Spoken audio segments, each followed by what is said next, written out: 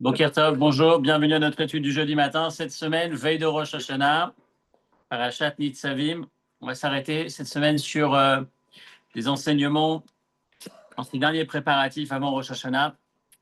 Ça, en s'arrêtant sur un détail du rituel de Rosh Hashanah qui s'intitule la feuille de miel. La feuille de miel. Eh oui, c'est sérieux. Alors, c'est pas la feuille de miel dans sa version originale. La version originale de la feuille de miel, elle est déjà dans Shulchan Aruch. Et on l'a même dans la Gemara. Première référence, Kritout, dans le traité Kritout à la page 5b, Amar Abaye. On a tout un sujet qui consiste à s'arrêter sur le principe du siman. Siman qui signifie le signe, un signe. Réaliser des signes, faire des éléments en signe, en rapport avec, en signe en lien avec. Simana Miltaï, le Talmud nous dit, il y a quelque chose dans le siman, il y a quelque chose, ça correspond, ça représente quelque chose de faire un élément qui est en signe avec, par rapport à autre chose. Encore, c'est pas encore clair, mais on y avance.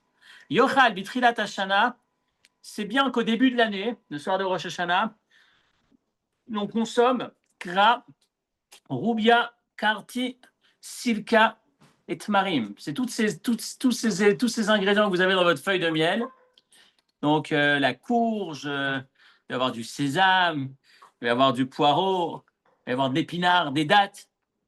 Et le Shulchan Aruch va reprendre cette citation du Talmud. Ça va apparaître dans la version halachique dans le Shulchan Aruch. Le Shulchan Aruch va nous dire dans le Shulchan Aruch, Siman Taf Kuf Pe Gimel 583, le premier séif,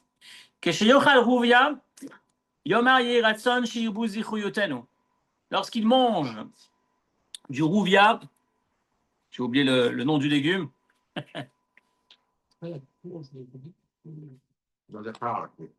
Le rapport avec rouvia en araméen qui a la même consonance que yirbu, qui veut dire se multiplier. Donc il dira le yiratson, il récitera une formule, que ce soit la volonté de Dieu, que nos mérites soient multipliés cette année.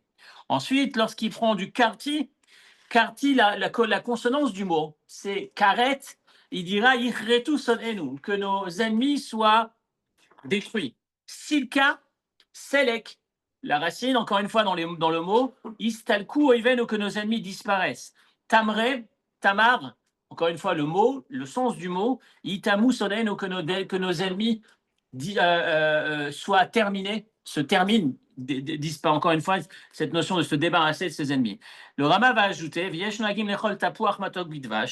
certains ont l'habitude de prendre une pomme trempée dans le miel, une pomme douce trempée dans le miel, et ils disent, que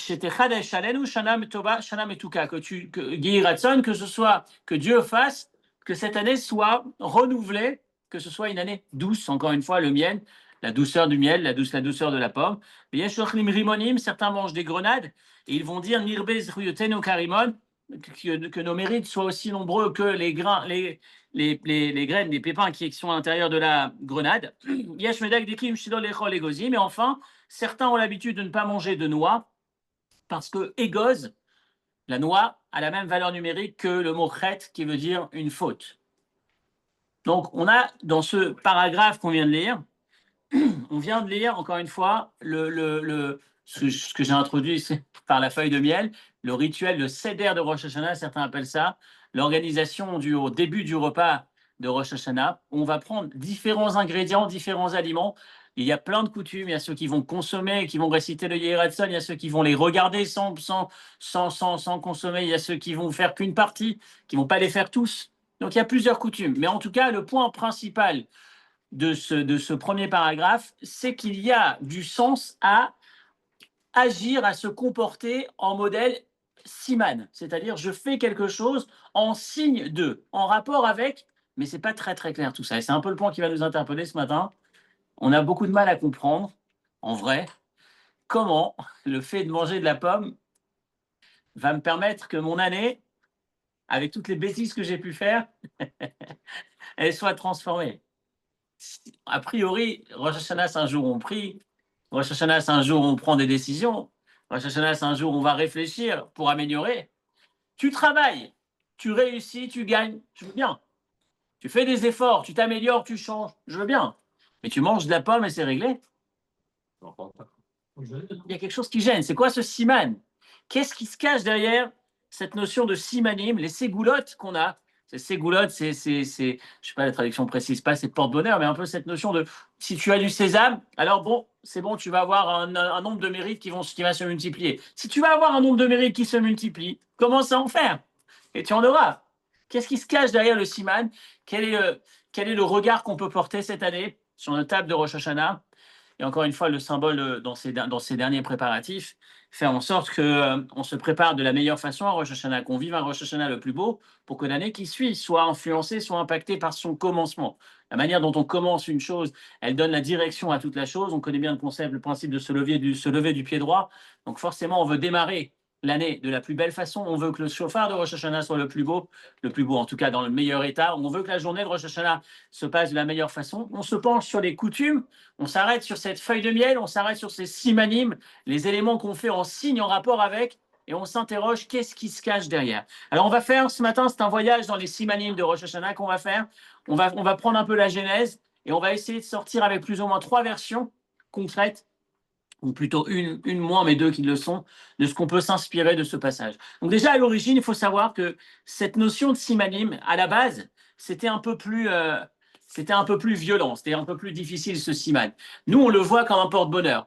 Enfin, je résume, hein, quand je dis porte-bonheur, on s'entend. C'est-à-dire que je mange et si Dieu veut, ce sera bien. Je mange la pomme dans le miel et j'aurai une bonne année ou une année douce.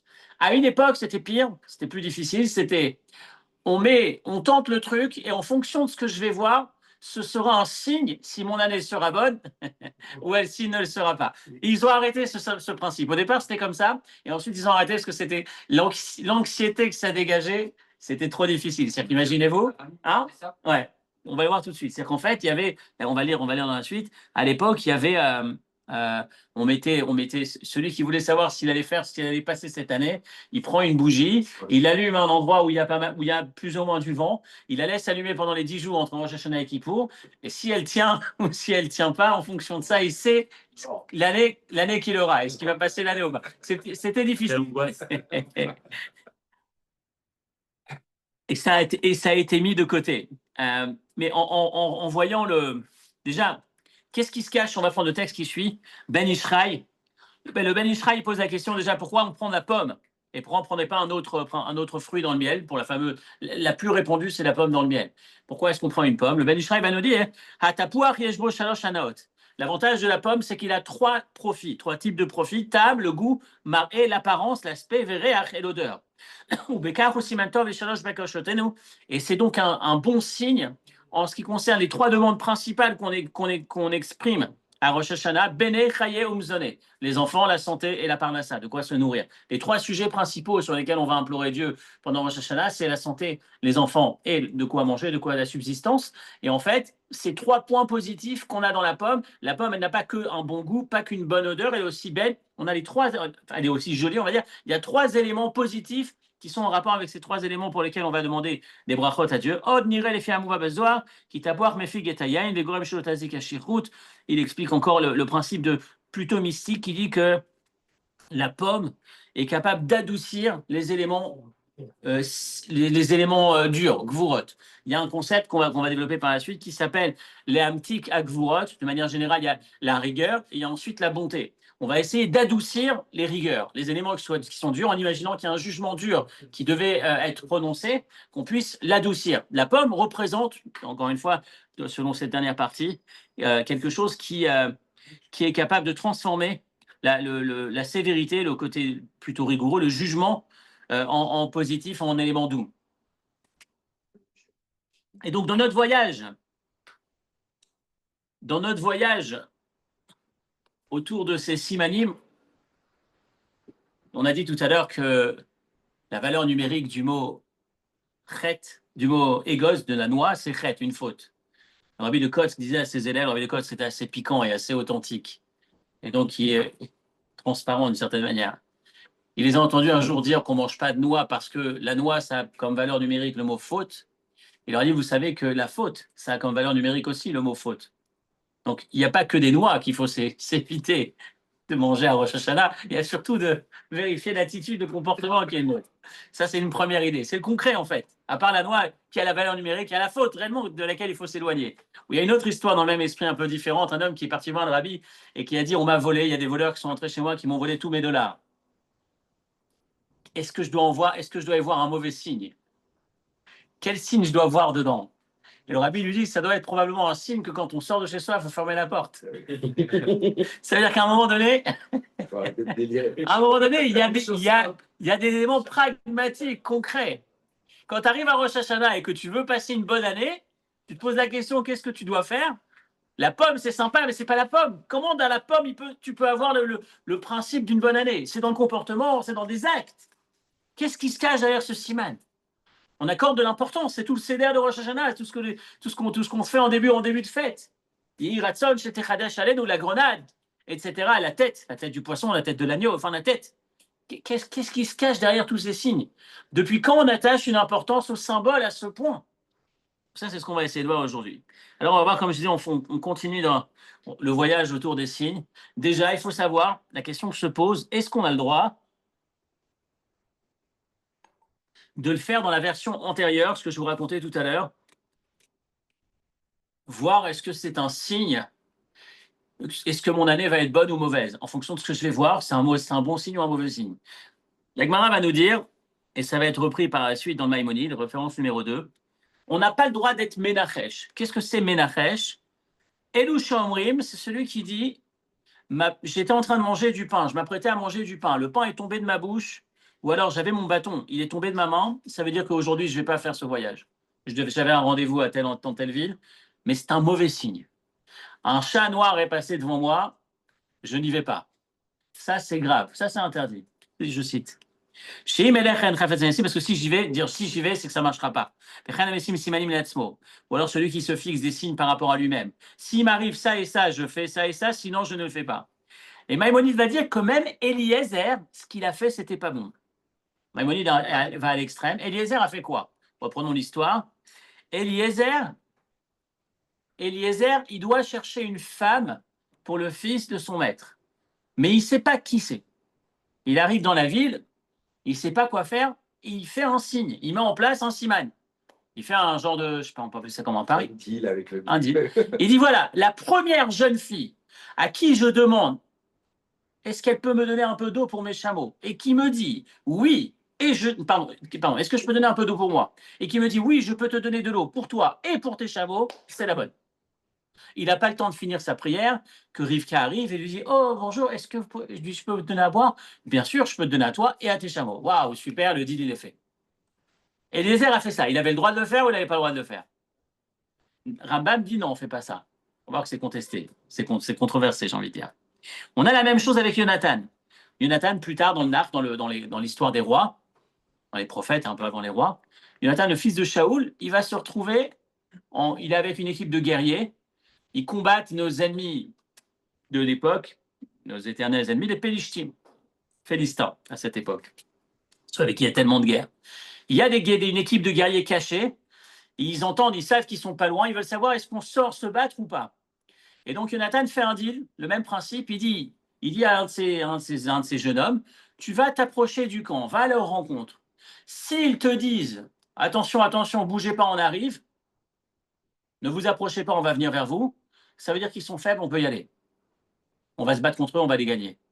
Non, pardon. S'ils disent, on va venir vers vous, on s'en va, on se sauve. S'ils disent, venez, venez, allez, approchez. Là, on y va et on fera la guerre. Ce sera un signe pour nous de savoir si on va en guerre ou si on ne va pas en guerre, en fonction de ce qu'ils vont répondre. Même principe, on a l'impression qu'on est dans un système, un modèle de je fais un deal, on verra, je tente une formule qui va peut-être marcher. Et donc, est-ce qu'on peut ou est-ce qu'on ne peut pas est-ce qu'on peut ou est-ce qu'on ne peut pas faire de cette manière? On a encore un autre cas, c'est Shmuel. C'était un Amorin, un maître du Talmud, qui se posait la question. Rabbi Yochanan, c'était Rabbi Yochanan qui se posait la question est-ce qu'il peut partir d'Israël pour aller à Babel pour rencontrer Shmuel? Shmuel, le maître du Talmud. Il demande à un enfant, il pose la question à un enfant raconte-moi le pasouk, qu'est-ce que tu as étudié comme verset dans la Torah aujourd'hui? Et le garçon vient et lui dit j'ai étudié la mort de Shmuel, Samuel le prophète. Il dit ah, tu viens de me dire Shmuel est mort. ça veut dire que je ne dois pas aller à Jérusalem, à Babel, pour rencontrer Shmuel. Donc ce principe d'interroger le livre et de chercher un signe pour savoir ce que je vais faire, on voit que ça a quand même sa place dans le Talmud. On a une histoire qui s'appelle Gora Lagra, qui s'est passée pendant la Seconde Guerre mondiale, où des personnes qui avaient des décisions de vie ou de mort à prendre se pencher vers ouvrir un livre, tomber sur un verset et en espérant en tirer une direction. On a raconté il y a quelque temps une des guerres, un des problèmes en Israël où il y a eu une équipe de soldats qui était partie, qui a eu de la peine et qui est partie donner à manger apporter à manger au cours d'un conflit, au cours d'un combat. Ils sont partis donner à manger, je crois que c'était à des Arabes qui étaient en gros, ils avançaient, ils se sont retournés pour apporter à manger. Et à ce moment-là, ils se sont fait tous tuer. C'est un groupe je ne sais plus combien ils étaient, 35, je crois. Ils se sont fait égorger. Ils ont été tellement abîmés qu'on ne pouvait même plus savoir qui ils étaient pour les enterrer dignement. 12 d'entre eux, on n'a pas réussi à retrouver qui c'était. Et ils sont partis voir le Rav Aryeh Levin, l'ancien grand sadique de Jérusalem. Ils lui ont posé la question, qu'est-ce qu'on peut faire? Est-ce qu'on peut trouver une solution pour savoir qui est qui, pour enterrer chacun dignement? Et il a utilisé ce qu'on appelle le Gora Lagra. Il y avait 12 corps devant lui. Et devant chacun, il ouvre un livre de la Torah pour chercher un signe qui il peut être. Et sur chacun, il tombe sur un prénom. Binyamin, c'était un d'entre eux qui s'appelait Binyamin. Il a réussi de cette manière à identifier, ou en tout cas en apparence, a priori, je veux dire, les identifier en utilisant cette méthode. Donc on a dans la Torah. C'est ce qui est fait aussi avec les drogues. Alors ça va un peu plus loin, mais ça peut s'approcher. Ça peut s'approcher. C'est pas exactement ça, parce que ça peut s'approcher, mais l'idée dans la lettre, c'est plus de retrouver un enseignement, de retrouver une leçon. Là, on est vraiment dans le psokli psukecha dans le Talmud. Dis-moi quel est le verset que tu as étudié aujourd'hui. Le tzaddik Mordechai qui demande à un enfant, qu'est-ce que tu as appris aujourd'hui en fonction du passage qu'il obtient une information? C'est quelque chose qui a eu sa place. Donc Maïmonide a l'air extrémiste, on ne peut pas le faire, mais on a quand même l'impression que ça a eu lieu dans le passé, que ça s'est quand même passé. Et donc le Ran, Rabbeinu Nissim va donner une réponse très intéressante et très juste, en tout cas qui a beaucoup de sens, qui dit que faire un signe qui est totalement mystique, qui n'a rien à voir, complètement déconnecté de ce que je souhaite savoir, c'est interdit. De dire un chat noir est passé devant moi, je ne vais pas là-bas, c'est interdit. Superstition, c'est des bêtises. Maintenant, de dire Eliezer qui cherche une femme pour le fils de son maître, et de dire si cette femme me propose à boire, c'est que c'est la bonne, qu'est-ce qui se cache derrière? C'est pas juste un signe au hasard, c'est un signe qui est cohérent, qui a du sens. Abraham, c'est une famille d'une générosité inimaginable.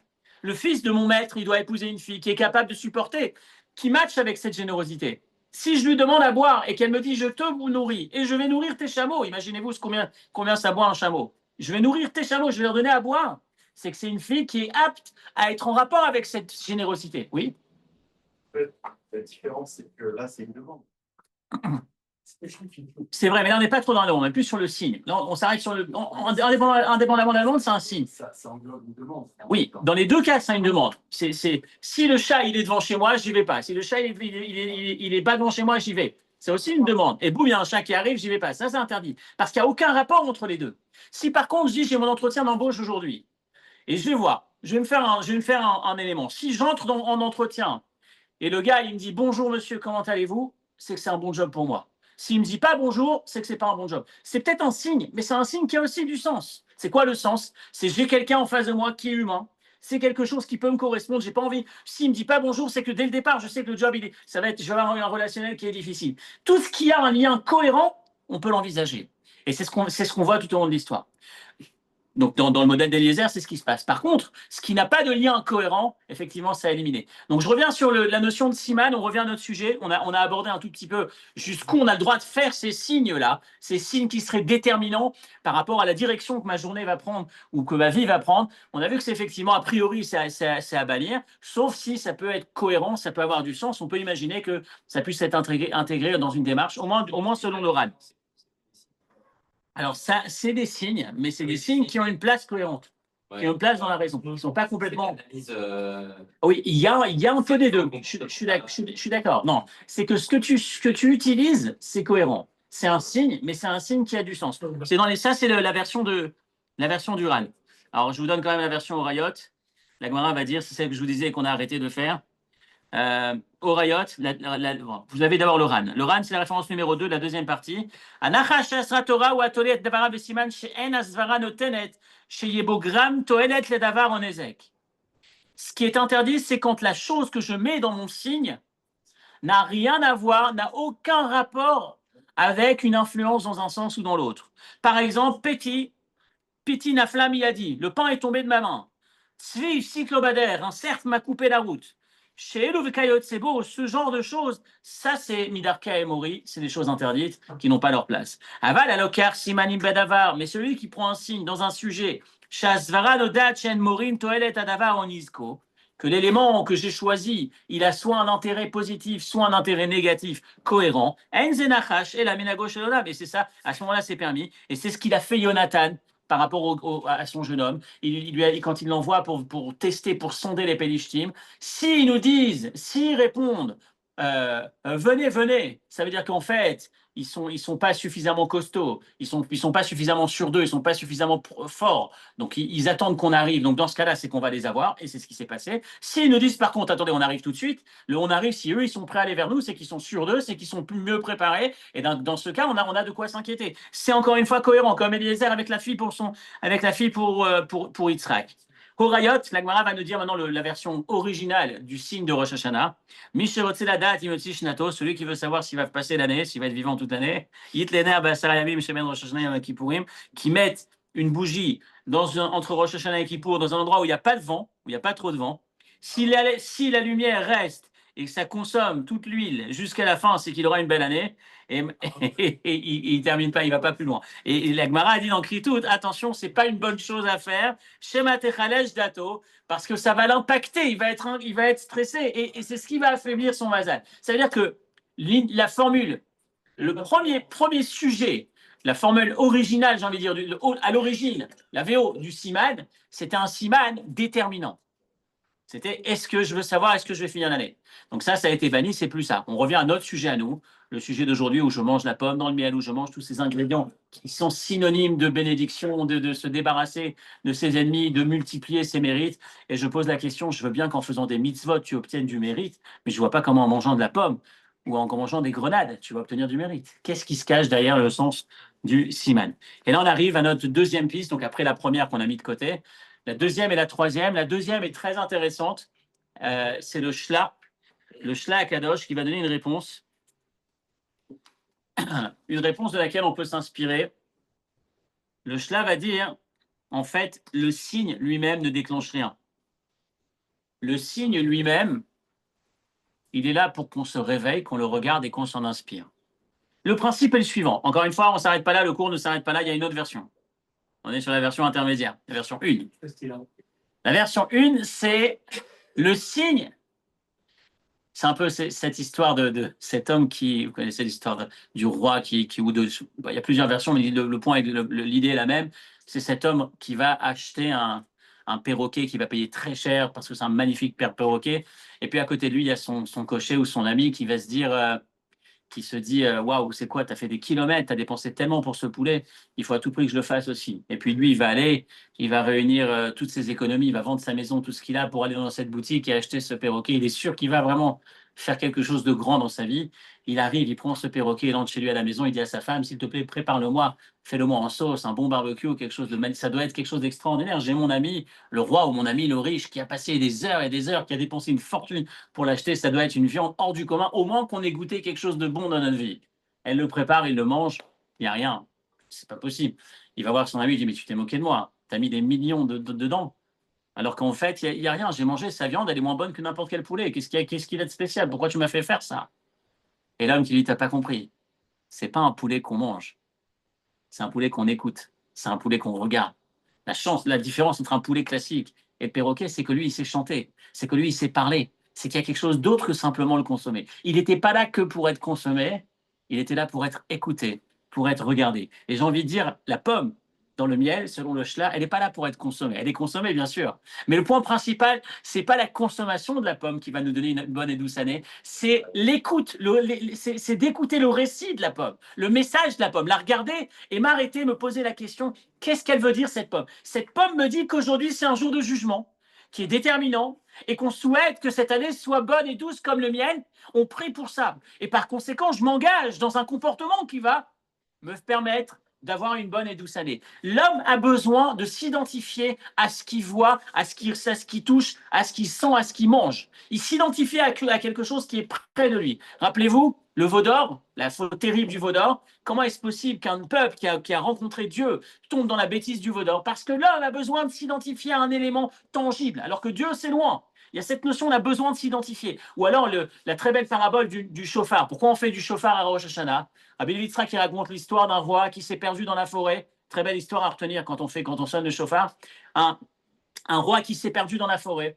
Il aimait se balader, il s'est baladé, ce jour-là il s'est égaré, puis d'un coup il a l'impression qu'il est vraiment totalement perdu. Plus il essaye de s'en sortir, plus il s'enfonce dans la forêt et il commence à prendre conscience qu'il a sa vie en danger. Il peut se faire prendre par n'importe quel bandit. Il commence à s'inquiéter entre les animaux sauvages et les bandits, il est inquiet. Puis enfin, au bout de je ne sais combien d'heures où il est perdu dans la forêt, il voit une petite baraque, une petite cabane. Il entre à l'intérieur et il voit un homme particulièrement pauvre qui le reçoit avec tout ce qu'il a, c'est-à-dire rien, mais il lui donne, il essaye de le protéger, de le réchauffer, de lui donner ce qu'il a à manger. Il s'occupe de lui, et puis il lui dit, le roi lui dit, vous ne savez peut-être pas, mais sachez que je suis le roi et qu'à partir de maintenant, vous allez en ville, vous allez vous chercher le palais, vous avez vos accès au palais, vous m'avez sauvé la vie, vous m'avez réchauffé, vous m'avez nourri, etc., etc. Il l'a raccompagné en ville et lui dit, jusqu'à la fin de vos jours, vous avez un accès libre au palais. Et un jour, cet homme-là a fait une bêtise, il se fait prendre et malheureusement, une bêtise qui lui coûte sa vie, notre paysan, notre pauvre de la forêt. Et le jour où ce verdict doit être exécuté, il demande sa dernière volonté. Il se tourne vers le roi et lui dit, Monsieur, Sa Majesté, je vous demande juste une dernière chose. Je vous demande juste que vous vous rhabillez exceptionnellement, 5 minutes, le temps avant qu'on me tue, avant qu'on m'exécute, juste que vous vous rhabillez dans la même tenue que vous aviez ce jour-là, le survêtement, la tenue que vous aviez le jour dans la forêt. Et le roi accède à sa dernière demande. Et au moment où il remet ses vêtements, où il revit ce qu'il a vécu lorsqu'il était perdu dans la forêt, et que l'homme lui a sauvé la vie, il dit non, je ne peux pas, il le fait descendre, il ne le tue pas. Et c'est cette idée, on va raconter à Dieu, Dieu, rappelle-toi, Yitzhak a été sacrifié. C'est une chose de raconter. Par contre, prendre le chauffard, tu te rappelles de cette corne, le bélier, tu te rappelles, c'est physique. Le fait qu'il y ait un objet, le fait qu'il y ait un élément tangible, c'est ce qu'on va utiliser quelque part pour mettre en avant cette histoire, l'histoire de Akedat Yitzhak et gagner le jugement. Pour nous, selon le Shla, le principe de la pomme et de tous ces fruits, tout ce céder, c'est nous rappeler l'urgence, la nécessité aujourd'hui, à cet instant, de prendre des décisions qui vont dans ce sens. C'est maintenant que ça se joue, donc c'est maintenant qu'il faut agir, c'est maintenant qu'il faut s'engager, etc., etc. Donc réponse du Shla, le siman, le signe, il déclenche rien en tant que tel, il déclenche chez moi un comportement qui va faire que mon année sera différente. Voilà c'est sa limite, mais c'est l'explication du Shla, référence numéro 3. Rosh Hashanah Moudadin. Il dit En shum remes ba'achedat apri. Il dit le fruit, il n'y a rien dans la consommation du fruit. Rak siman shiazkira adam, c'est un signe qui va rappeler à l'homme. Veit orer bitshuva, et qui va permettre à l'homme de se réveiller et de faire teshuva. Veit palel ala davarazé. Il va prier, Dieu, s'il te plaît, donne-moi une année douce. Dieu, s'il te plaît, fais que mes ennemis disparaissent. Dieu, s'il te plaît, fais en sorte que j'ai cette année la force de réaliser énormément de mérites, énormément de mitzvot, comme les grains de la grenade, etc., etc. Donc le fruit lui rappelle qu'il est temps de s'engager dans ce travail, mais c'est l'homme qui fait la chose. En les voyant sur sa table, où Nizkar Palel, il se souvient qu'il doit prier, chez Ibus Riotav, etc., etc., etc.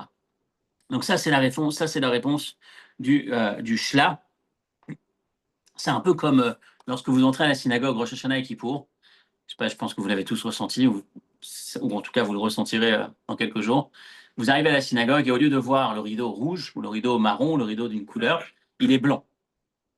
On sait que, waouh, il y a quelque chose. Aujourd'hui, c'est spécial.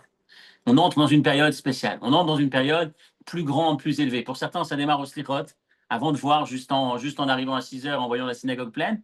Pour d'autres, ce rideau blanc, ça fait partie de ces éléments. Tous ces éléments de la fête, c'est ce qui nous permet de nous mettre en condition parce qu'on s'identifie, on ressent l'événement et on se met à travailler. Et c'est la référence au Shla. Encore une fois, selon le Shla, ça limite, mais c'est quand même intéressant de se rappeler pour nous qu'il y a aussi ça. Même si on va aller un cran plus loin avec le simanim, mais déjà à ce stade 2, enfin dans notre cours, en tout cas, l'élément numéro 1 à retenir, c'est qu'effectivement, ce fruit, en le mangeant, je prie, mais en même temps, je m'invite vers une action personnelle. Ensuite, on arrive maintenant à la troisième explication, enfin troisième, celle qu'on va retenir, enfin la plus forte d'entre elles, c'est celle qui explique que finalement, non, Simana Miltaï, la Gemara a dit Simana Milta, le Siman, il constitue quelque chose, il a une force, il a un pouvoir, et c'est là-dessus qu'on va essayer de se pencher. Quel est le pouvoir de ce Siman? Quel est le regard qu'on peut porter finalement sur ces Simanim?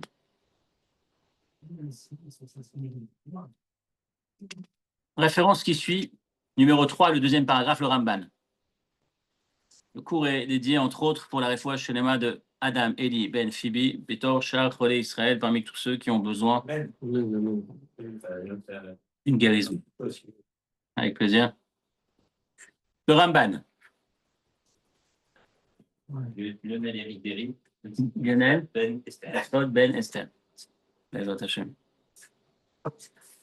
Voilà ce que nous dit le Ramban, vous l'avez en référence numéro 3, deuxième paragraphe. Da, sache, qui kol gezerat ayrin.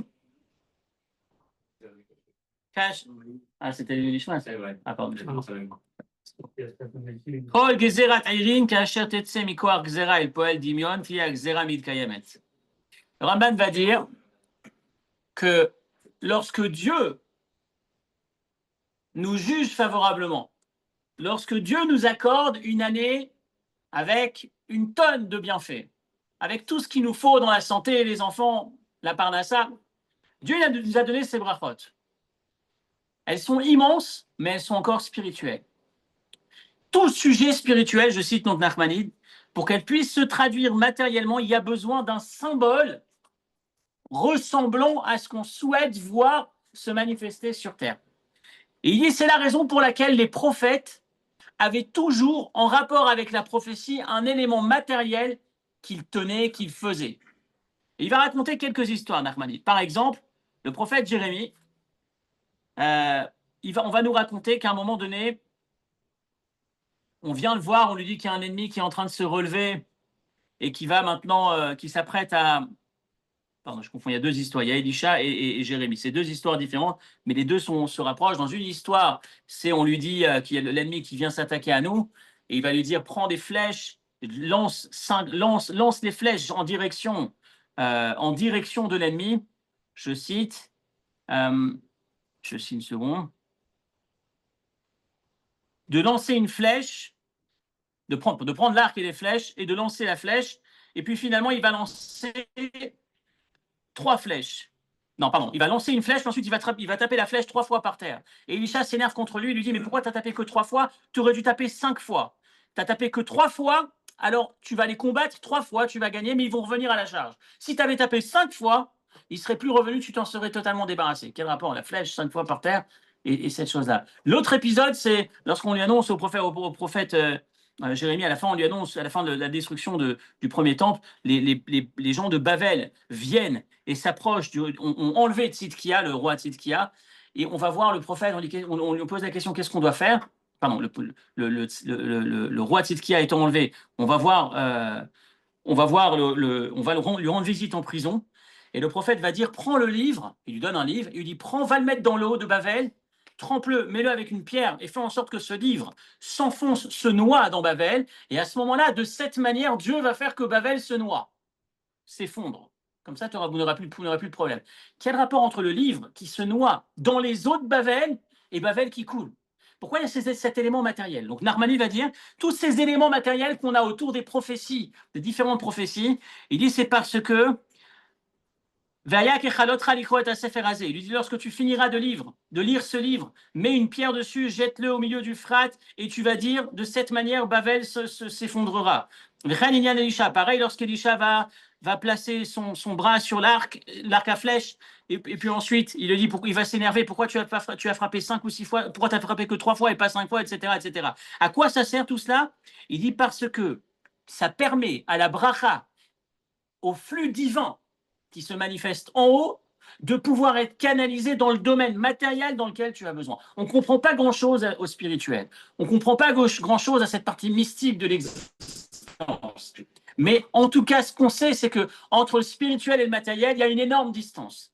Et que pour se rapprocher, pour que ce soit canalisé dans ce domaine, alors le siman, l'élément matériel qu'on va faire, c'est l'élément qui va permettre à ce flux d'être conduit dans cette direction, de se traduire concrètement dans cette direction. C'est d'ailleurs l'explication qu'on donne sur le fait qu'à Rosh Hashanah, on est jugé, on a étudié ce texte cette année le Shabbat matin, à Rosh Hashanah, on est jugé, mais on reprie tous les jours. On demande à Dieu tous les jours la santé, tous les jours la parnassa. Pourquoi tous les jours tu demandes si à Rosh Hashanah, on t'a déjà donné? Et la réponse est ce même principe. C'est la notion qui se cache derrière la bracha. Qu'est-ce que c'est qu'une bracha? Pourquoi on parle de bracha? Baruch ata Hashem. Comment on peut nous bénir Dieu, premièrement? Comment nous, on peut bénir un autre? Quel est le sens de cette bénédiction qu'on donne à un autre? L'explication qu'on nous donne, c'est que Dieu, tout ce qu'il a donné à Rosh Hashanah, c'est là-haut. Mais pour que ça puisse être canalisé aujourd'hui, dans mon souci du moment, il y a besoin de ce nouveau jugement, de cette nouvelle prière que je vais faire aujourd'hui. Et le sens de la bracha, c'est le même principe. C'est faire en sorte que Dieu puisse être berer. Le mot beracha veut dire aussi m'avrir, faire descendre, canaliser ce flux, cette énergie, cette bénédiction qui se trouve dans le domaine spirituel, qu'elle puisse descendre et être orientée dans le domaine spécifique dans lequel j'en ai besoin matériellement aujourd'hui. Et c'est aujourd'hui ça, demain ce sera autre chose. Donc pour pouvoir le descendre dans un domaine spécifique, j'ai besoin d'un siman, j'ai besoin d'un élément qui va pouvoir le déclencher dans le matériel. C'est le sens de ces signes que les prophètes avaient, et c'est le sens de cette pomme dans le miel, et c'est le sens de ce sésame, etc., etc. C'est faire en sorte que cette douceur que Dieu, dans le domaine spirituel, il m'a prévu une douceur, mais je veux une douceur tangible, je veux une douceur dans mes paramètres, je veux une douceur dans la douceur de la pomme, dans la douceur du miel, dans la douceur de l'absence des épreuves, etc., etc. Et le sens de ce siman permet de canaliser, d'orienter ce flux divin dans ce domaine spécifique. Oui. C'est un peu l'idée que c'est le premier déclencheur de l'année. Faire descendre. Alors, effectivement. Alors, à ce stade, si tu rapproches, on avait étudié Birkat Kohanim aussi, ce même principe. Birkat Kohanim, le Kohen qui active le flux rapidement, qui accélère pour que ça vienne directement là où on en a besoin en bas. Je ne sais pas si on peut dire que c'est le premier déclencheur. On peut dire que, dans un sens, oui, mais c'est globalement que le flux il soit orienté concrètement, qu'il descende concrètement. En tout cas, ça peut s'apparenter au premier déclencheur. Ça ne veut pas dire qu'il ne me restera rien à faire dans l'année, mais en tout cas que ça se concrétise dans ce bien dans lequel j'en ai besoin. On termine.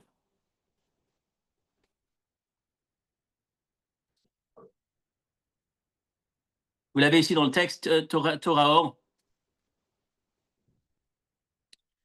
Tiknu chazal evarer birkat mitzvah lifnei kol mitzvah. Quel est le sens de la bénédiction qu'on fait avant une mitzvah? Qui baruch belashon amavrir hagefen.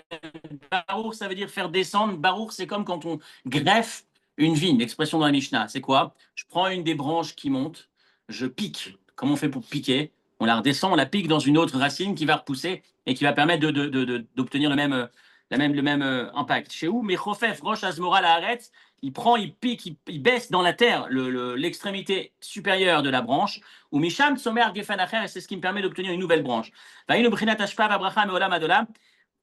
principe du Avrer, le principe du Tzadik qui fait cette bracha, c'est la possibilité de faire descendre la royauté divine, le flux divin, vers le bas, l'emmener vers le bas, le canaliser là où on en a besoin. Ça, c'est le sens de bracha. Et quand on fait n'importe quelle bénédiction, on permet à Dieu, au lieu que sa manifestation, que le flux de l'énergie qu'il donne reste dans un monde, dans un domaine supérieur spirituel, que ça puisse se manifester davantage en bas. Quand je prends un verre d'eau dans lequel Dieu est présent, mais qui ne se voit pas et que je récite la bénédiction, je permets à cette divinité d'être davantage ressentie sur terre, davantage présente. Ça, c'est le mot baruch. Et dans cet esprit, lorsqu'on va prendre son siman, lorsqu'on va prendre cette pomme à Rosh Hashanah, je permets à cette énergie, à ce flux, à cette bénédiction, à ce jugement favorable que Dieu nous donne, qu'elle puisse s'orienter, qu'elle puisse être canalisée dans le bien, dans les paramètres qui me conviennent, qui nous conviennent, concrètement dans le matériel. Et enfin, le dernier point de ce texte, la référence numéro 4. Le Rabbi disait, dans cette lettre-là, dans ce Farbrengen, pardon, on est à la fin de la Farbrengen, et il dit, c'est très intéressant, à Farbrengen, une réunion chassidique, Idvadut chassidit, Mesugelet lif'ol yotem mimalach Michael. Un Farbrengen est capable d'obtenir le résultat d'un Farbrengen lorsque des Juifs se réunissent ensemble et prennent des bonnes décisions et se souhaitent de bonnes choses. Ça peut avoir un impact plus important que ce que l'ange Michael est capable de faire. On sait que quand on se bénit dans un Farbrengen, quand on se souhaite une bénédiction, il y a des histoires. Il y avait un jour un homme qui avait une difficulté de santé, il était parti voir le rabbi, ou son rabbi, je ne me rappelle plus, il n'avait pas eu de bracha. Et quand le rabbi n'avait pas pu l'aider, il revient de son tzaddik, et il s'arrête, il y a un Farbrengen. Il voit des chassidim qui sont en train de faire Farbrengen, et lui, il est triste. Et les chassidim lui disent, mais pourquoi tu es triste? Il dit, voilà, j'ai demandé au tzaddik la bracha, et il ne m'a pas donné la bracha, c'est que la situation elle est catastrophique. Et il regarde, il dit mais non, mais tu sais pas que le Baal Shem Tov qui dit ou non peut-être pas. En tout cas, c'est connu qu'un Farbrengen peut faire plus que ce que l'ange Michael peut faire. Nous ici, on va dire, on va souhaiter. On va te donner cette bracha et ça va marcher. C'est ce qui s'est passé. La force de ce Farbrengen. Le Rabbi dit, c'est vrai que c'est plus formé. Arbechol inyan ser shetia achiza begashmiut. Mais chaque sujet doit avoir une emprise, un point d'entrée, si on peut dire, dans la matière, matériellement. Que ça reste des grandes idées, des grands changements, c'est extraordinaire. Mais ça a besoin d'être canalisé dans un élément concret, matériel. De la même manière que Dieu, Tziva l'Anvim, il demandait aux prophètes, à chaque fois qu'il y avait une prophétie, il leur demandait de faire une action matérielle en rapport avec la prophétie pour canaliser le flux dans le concret. Qui colle chez parce que tant que c'est pas descendu dans le concret, ça peut rester spirituel. Dieu, il peut nous donner une superbe année, et ça va être une superbe année spirituelle. Mais on veut pas spirituel, on veut que ce soit matériel, on veut que ça se concrétise dans un bien tangible. Donc il y a besoin que ça descende, que ce soit concrétisé. Alors il dit, tant que c'est pas descendu, ça peut changer parce que ça peut évoluer. Et donc le rabbi finit par Kark et Sherotzim, Amshir et Titod, Meid Vadout. T'es parti chez le rabbi, il t'a pris des forces, t'es parti, t'as fait un Farbrengen, tu prends des forces, t'es inspiré. Si tu veux que cette inspiration dure, et tu veux qu'elle impacte véritablement dans ta vie à toi, il faut qu'il y ait un point d'accès matériellement. Et c'est la conclusion du cours de la semaine dernière, c'est-à-dire prendre sur soi une action matérielle concrète, une mitzvah, même petite, mais concrète, qui va permettre de concrétiser cette inspiration. Souvent, le mois de Tishri, on va entrer dans cette saison de la semaine prochaine, on va être dans une inspiration extraordinaire. On a Rosh Hashanah, on a Shabbat Shuvah, on a Yom Kippour, on a Sukkot, on a Shmini Atzeret, Hoshana Rabbah, on a Simchat Torah. On est dans une atmosphère, on va à peine travailler, qu'on est à nouveau happé par la spiritualité, par la divinité, et on s'élève. Mais la vraie vie, elle va commencer le lendemain de Simchat Torah. La vraie vie, elle va commencer quand on va se retrouver dans un mois, le mois de Teshuvah, où il n'y a plus rien comme fête. Où cette fois-ci, on est tous les jours entre nous et le travail. Cette fois-ci, le travail, on le voit. Et qu'est-ce qui va faire que le mois de Tishri va avoir un impact sur le reste de l'année? Qu'est-ce qui va me permettre de l'emmener avec moi pour le lendemain de Tishri, pour chaque jour de l'année qui arrive? C'est cette achiza begashmiut, ce point d'emprise sur la matière, ce point d'entrée dans la réalité, c'est cette décision concrète. Si je décide maintenant, à partir de la semaine prochaine, je mets en œuvre un moment d'étude supplémentaire, à partir de la semaine prochaine, j'ajoute un passage dans ma prière, à partir de la semaine prochaine, je fais cette action en plus, elle est petite. Mais quand les fêtes de Tishri vont se terminer, et que je vais être en train de mettre ça en œuvre, c'est le canal via lequel l'inspiration de Tishri va continuer à m'alimenter dans l'année. La pomme dans le miel, dans un sens, après la première explication du Shla, qui dit qu'elle est là pour m'inspirer, pour me réveiller à prendre des décisions qui vont me permettre d'avoir une bonne année. Elle me rappelle aussi que c'est le point d'entrée de la bénédiction. Elle déclenche la concrétisation de la bénédiction divine dans des paramètres matériels, dans des paramètres qui me concernent, par lesquels on est directement concerné. Voilà la puissance du Siman et la leçon pour nous, l'invitation à ce que toute cette inspiration se traduise, se concrétise dans un élément nouveau, concret dans l'action, même petite, qu'on va pouvoir mettre en œuvre, comme on l'a raconté la semaine dernière, l'histoire des cahiers, ou comme on pourrait raconter mille et une histoires de cette porte d'entrée, cette petite action qu'on fait, mais qui déclenche un changement définitif, qui déclenche une abondance de bénédictions. Et c'est ce qu'on se souhaite, qu'on soit tous inscrits et scellés dans le livre d'une année Tova, en tout cas dans le livre de toutes les bénédictions de la vie et de toute l'abondance, la réussite matérielle et spirituelle, et qu'on puisse se retrouver l'année prochaine, Bezrat Hashem, jeudi prochain, dans une semaine, pour un cours qui nous prépare Yom Kippour, Shana Tova à tous. Shabbat Shalom. Amen.